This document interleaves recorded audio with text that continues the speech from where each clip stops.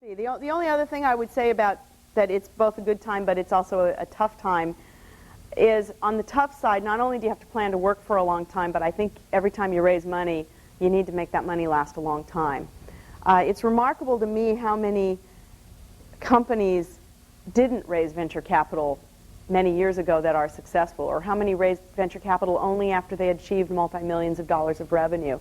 There was this thing called bootstrapping that people used to do, you know, program on nights and weekends, pull teams together, you had your day job, but then you did all that and you launched a product, and you even used to ship and sell the product from maybe your former employer's location. So some of us did.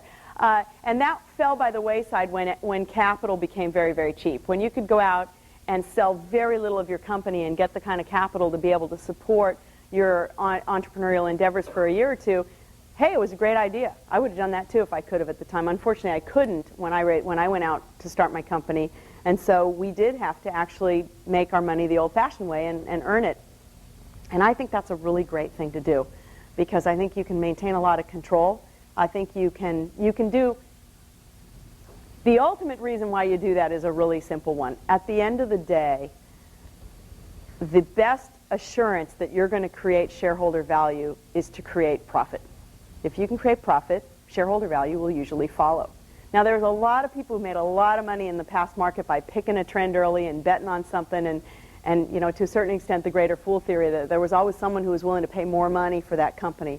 But at the end of the day, you know, profit is nature's way of telling you you actually built something of value, and you can get real people to pay real money for it and pay you more money than it costs you to make it. Profit has another great advantage. You don't need anyone to invest in your company. Right? You can continue to survive. You know, we hear this a lot of times. You can live to fight another quarter if you're actually making money. If you're not making profit, you will have to be beholden to someone who's going to come in and purchase your equity, and that's going to be a real challenge.